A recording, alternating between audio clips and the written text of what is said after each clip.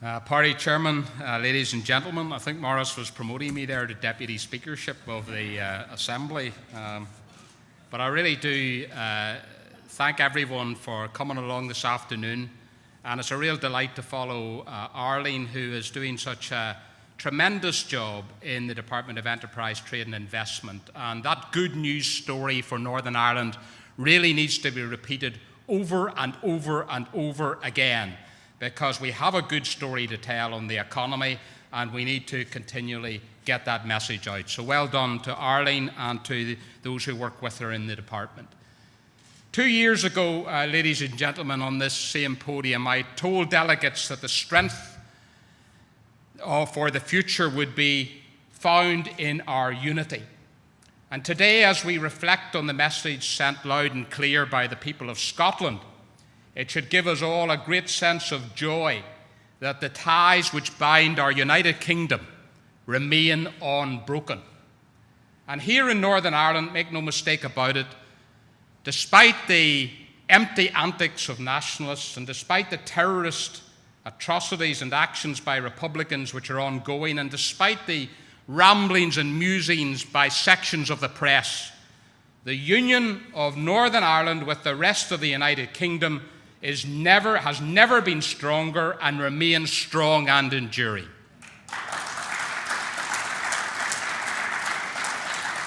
And we must never let ourselves forget that fact. Neither can we forget the fact that the people of Northern Ireland want and deserve a party that is equally strong and just as united in fighting for them every day of the week. I am proud that we in the DUP have that ethos, and we will see that played out on the video screens as well as by the testament of speakers from this podium in the coming days. I am proud that we hold a record of work and delivery that is unmatched by any of our political opponents on these shores. This delivery was a key part of the platform on which our party entered the European and local government elections in May, working hard and standing up for Northern Ireland.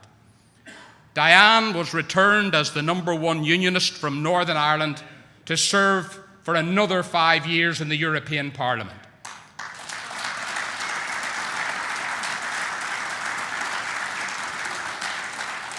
5 years in the European Parliament, and for those of us who were at the King's Hall that day, it appeared that the count was going to take the whole of that 5 years.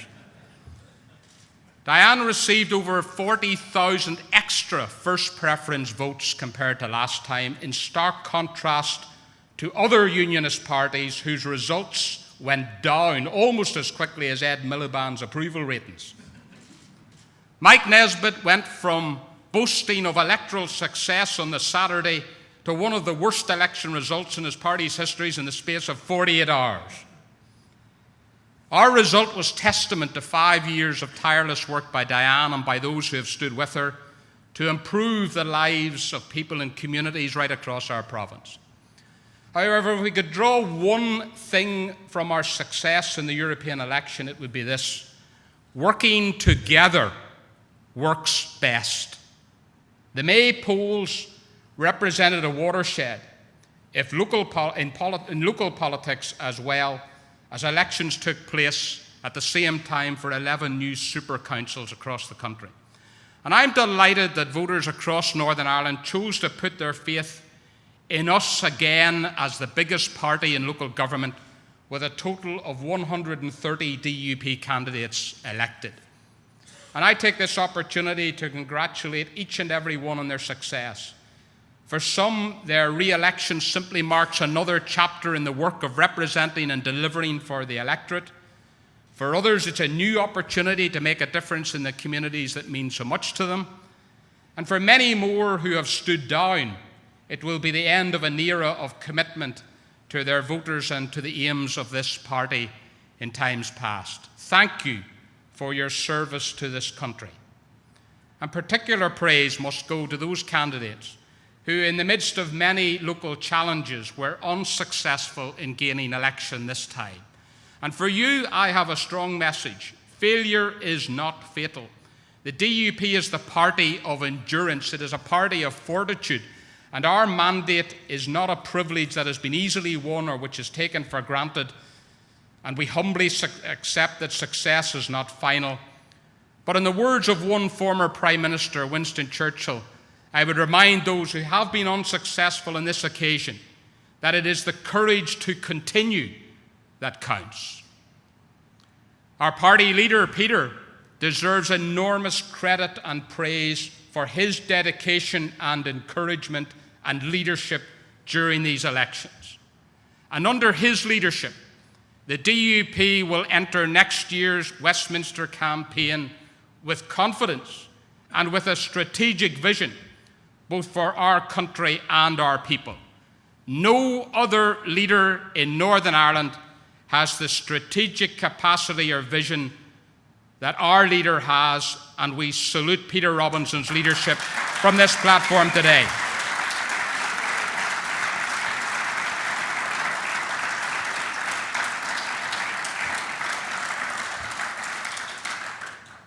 Now, each and every year in Northern Ireland, we remember the fallen of conflicts past, and we in the DUP will forever remember 2014 as the year that we lost our founding leader and the greatest of Ulstermen, Dr. Paisley, Lord Bandside. And in the same year, another great servant and stalwart of this party and country, our former President James McClure. We will truly never see the like of Dr. Paisley again, or indeed Jim either. And our deepest sympathies are with their families and all in our DUP family who mourn the passing of loved ones. A few weeks ago, the DUP parliamentary team laid wreaths at the plots at Westminster Abbey, as we always do every year, in memory of those who served here over the last 40 years. And talking to veterans and family members and representatives at our reception in Parliament afterwards, I was struck once again by the debt of gratitude we owe to all those who gave so much so that we might live in freedom. And later I joined the crowds visiting the poppy installation at the Tower of London. And the scale of it, one ceramic poppy for every member of our British and Commonwealth Armed Forces who died, gives insight to the sheer scale of the losses our nation endured in that great conflict. I was far from alone when I visited. As I walked past, I was surrounded by men and women, young and old, every class, every creed, every race. And we came to this new icon of Britishness in a common pilgrimage for a common sacrifice that binds us all together. And my visit made me see with my own eyes something that is far too often unstated. Sometimes it's unappreciated by the chattering classes, something that too often is mocked and demeaned and derided by the cynical. I could feel the great well of Britishness, the well of identity that sustains our great United Kingdom. The waters of that well are drawn from the springs that represent the nations of England, Scotland, Wales, and Northern Ireland, flowing together to become one. And when we have drawn from this well, we have seen off as a nation every challenge that men, armies, and history could throw against us. At every great national crisis, at every great turning point in our history, at every momentous crossroads we have come to, it has been that inner strength that has kept us moving forward. And that's why, after the most recent challenge to our United Kingdom, we join with our Scottish kith and kin in celebration of their victory over the nationalist and separatist forces in the referendum.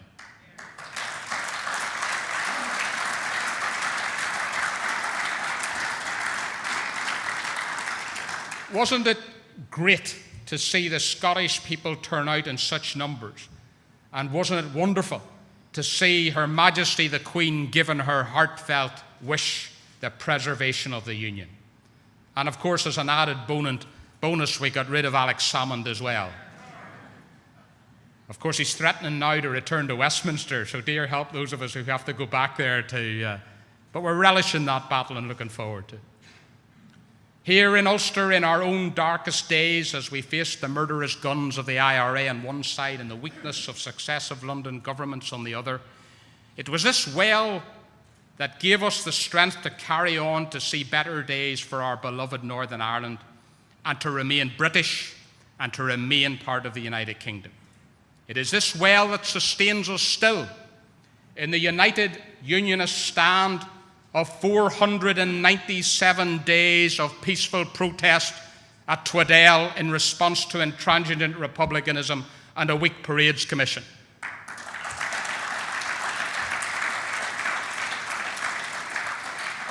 Republicanism will never overcome that power of united unionism and the commonweal of our Britishness.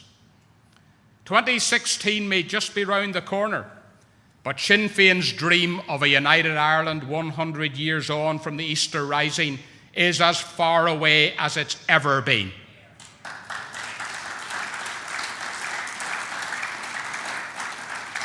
Over the years, Northern Ireland has made an immense contribution to this United Kingdom, and we still do.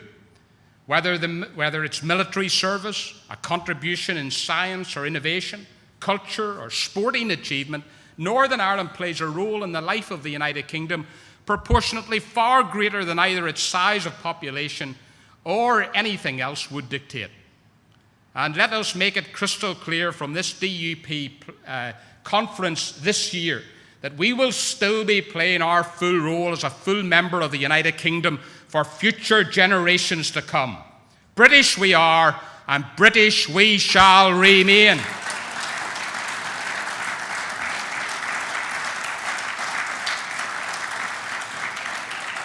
In our national parliament, since 2010, the DUP has been the second party of opposition and the fourth largest overall. Anyone who has studied the Westminster scene can have no doubt about the role the DUP has played, not just on Northern Ireland affairs, but in the nation's affairs over the last 5 years. And this can be measured not just in terms of our contributions in debates or voting or participation in committees, all of which is better, I have to say, than the record of other parties now and in previous Parliament, even those who claim to be such advocates for single mandates. Our record is far, far better. But our record can be measured also by real achievements. And these are just some of them. An extra £200 million for the PSNI for the period between 2011 and 2015 to tackle the terrorist threat. And a further 30-odd million in 2015-2016 to help protect against terrorist activity. There are a devolution of air passenger duty for long-haul flights from Northern Ireland. The best deal in welfare reform of any region of the United Kingdom. A campaign to boost jobs through the devolution of corporation tax and retaining our assisted area status in Europe. Our work on helping freeze fuel duty and highlight energy costs. Working with our senior citizens groups in the formation of the Westminster Senior Citizens Group. And working to help victims, including the security of the appointment of the government's National Security Advisor to make progress on compensation from Libya. I was delighted also that our campaign for war widows has succeeded, and those who remarry are now able to retain their full pension rights. And on national and international issues, Northern Ireland's voice has been heard loud and clear. We were one of the key sponsors of the EU referendum bill and backers of the nationwide People's Pledge campaign to give people their say on the European Union. We're playing a central role nationwide in the centenary commemorations for World War I over the next 4 years, and you'll hear more about that tomorrow. We have constantly raised the terrible persecution of Christians in the Middle East, Africa, and across the world. In the next Parliament, it will be more vital than ever to have a strong, united team of Democratic Unionist Party MPs fighting Northern Ireland's corner, standing up for the issues that matter for all the people of this province. We're under no illusions.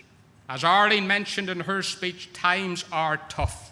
Today, our United Kingdom faces economic, social, and constitutional decisions that will determine British lives, including our own, for a generation and possibly longer. And it will be those elected to Westminster next May that will have to make those decisions. The DUP will be there, and we will make a difference. In 2010, we had a Conservative and Liberal Democrat shotgun wedding, a political marriage that proves the old saying that marriage is like a deck of cards.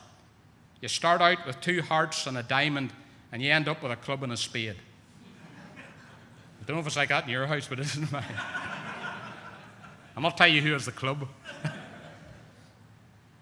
On the economy, Cameron and Clegg promised that the national books would have been balanced by now and that we could start paying off our national debt. But that hasn't happened. Families have not been spared squeeze after squeeze on their household budgets.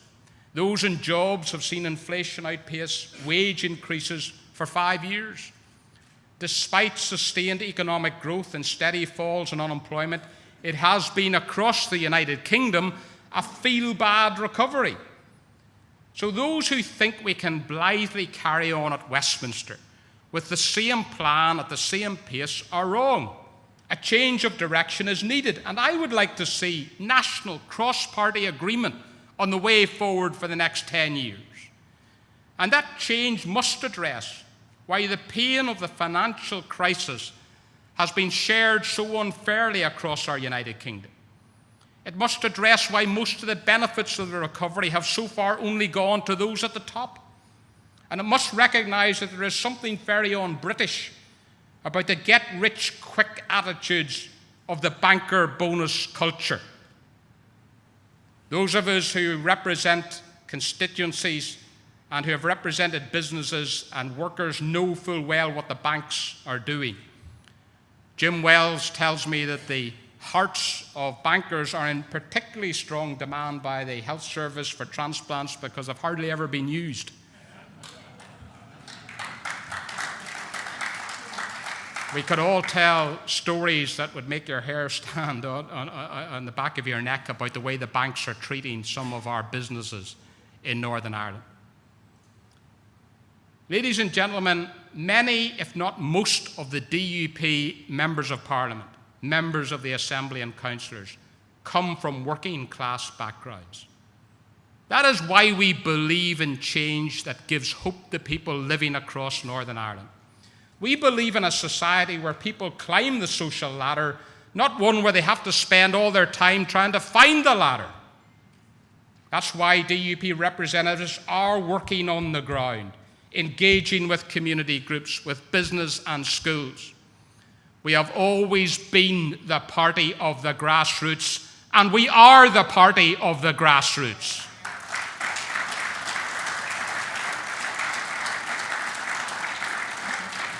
The reality is that if we are to give people, both young and old, the capacity to fulfill their ambitions, we must ourselves as a nation be in control at Westminster of every resource that can make all-important differences to people's lives. We have to address in the next Parliament the constitutional imbalances that hinder and prevent us as a nation from moving forward and creating better prosperity. Currently, the European Union is making it impossible for our Parliament to meet the needs of people right across the United Kingdom. On issue after issue, we are losing control and losing sovereignty and having to hand over taxpayers' money to Brussels. It's happy to take our money, expecting more and more, yet dismiss our concerns out of hand. With an ungrateful child, sometimes tough love is the only message that will work. Yet disgracefully, Labour still refuses to back a referendum. The Liberal Democrats, so blind to the failures of the European Union, want to cede more control to the Euro bureaucrats. Cameron's plans to seek renegotiation first aren't unreasonable, but they are based more on wishful thinking than the realities of deals that are worked out in the back alleys of Brussels and the champagne soirees of Strasbourg. It's over 40 years since the last referendum on British membership of the European Union, and we in the DUP say that it's time for the people to decide once again on our membership of the European Union. And make no mistake about it. Make no mistake about it. The people of Northern Ireland know that it is the DUP that will continue to be Northern Ireland's strongest advocates for a referendum. But there's another important constitutional question. How does the United Kingdom govern itself? And that question will also dominate the next Parliament of the United Kingdom. The Scottish referendum was followed by the pledge of additional powers for Holyrood, and that pledge needs to be fulfilled in full. But it has been accompanied by suggestions about how Parliament should operate in the future in terms of the governance of the regions and in terms of the governance of the country as a whole. Ladies and gentlemen, quick fixes driven by political opportunism, like David Cameron's proposal of English-only votes, are playground politics, soundbite politics. The wrong answer, rushed into too quickly, could damage and hamstring the union that we love. The answer must meet the needs of all the constituent parts of the United Kingdom and not simply serve the interests of one party or one nation. The DUP MPs in the next Parliament will ensure that in the crucial discussions that Northern Ireland's position is not damaged, undermined, or weakened in any shape or form whatsoever. Whatever the issue, people in Northern Ireland need to have DUP MPs in Westminster who are fighting for them. And no more so than in the issue of the military covenant. It should be enjoyed equally across our United Kingdom. It's an issue that we have fought hard and long in Westminster over the last 5 years. Now, the Northern Ireland Office claims that it has been implemented 93% in Northern Ireland. 93%. A soldier who patrolled our streets against the terrorist onslaught of the IRA and others wasn't risking 93% of their life, they were risking 100% of their life.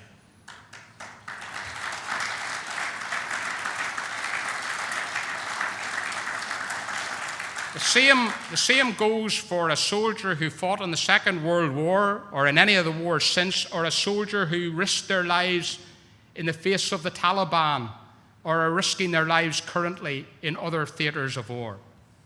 They earned, and we are determined to ensure that they get nothing less than the 100% implementation of the military covenant.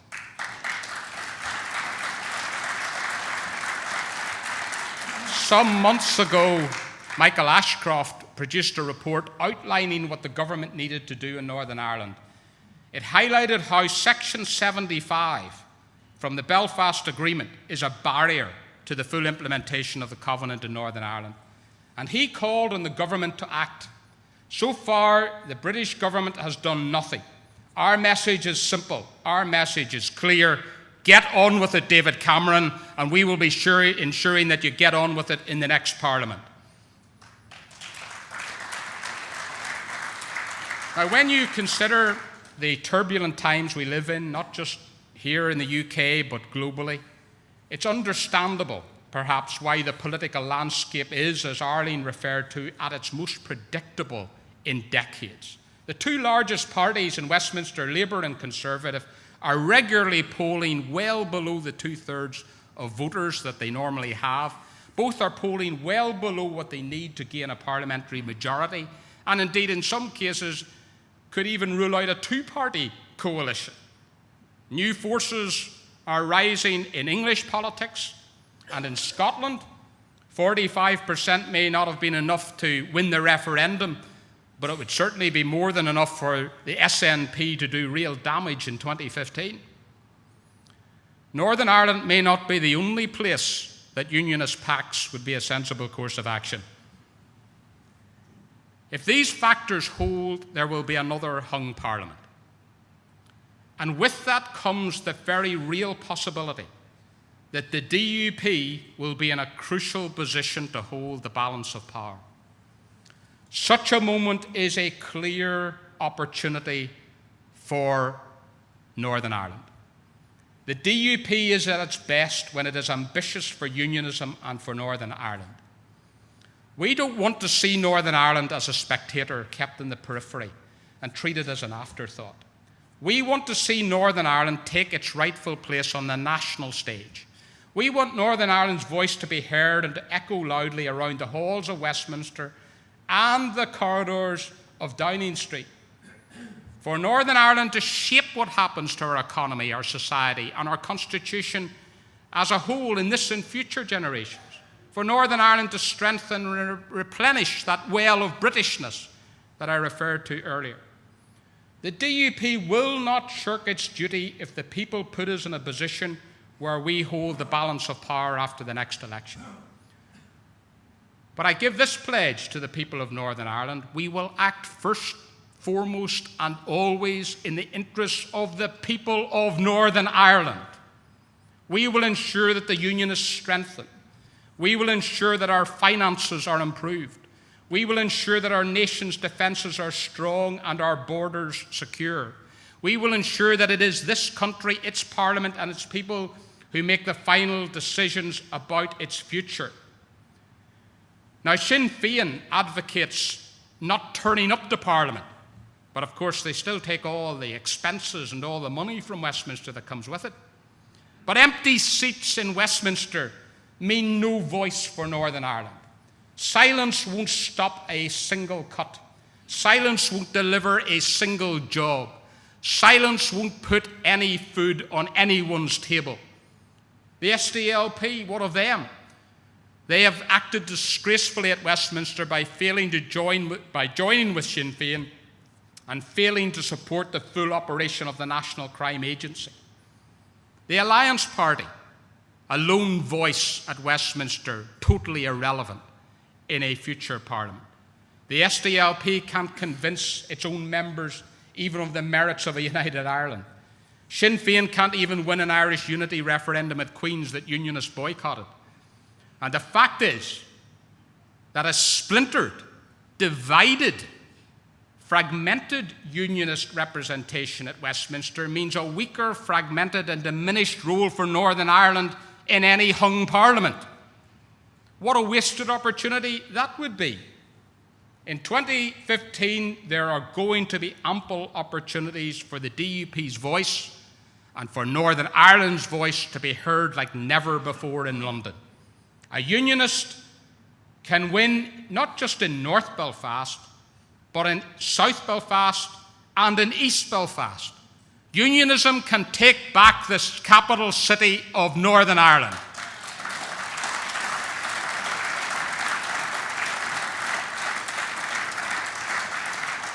When I talk to other colleagues from other parties at Westminster, they sometimes shake their head in amazement that the capital city of Northern Ireland has only one Unionist MP.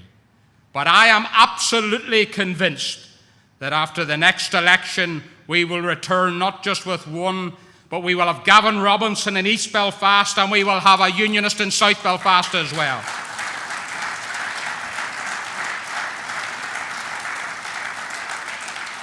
In 2010, we returned 9 Unionist MPs.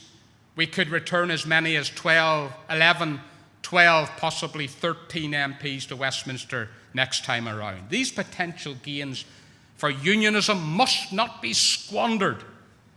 Poll after poll has shown ever-growing support for the union.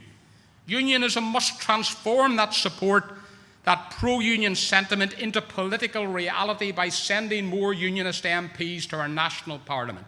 What a tremendous boost that would be to our people, and what a demoraliser it would be for the forces of republicanism coming up to 2016. It would be good news for unionism, good news for Northern Ireland. The best way to ensure influence for Northern Ireland at Westminster is, of course, to have the strongest possible DUP team.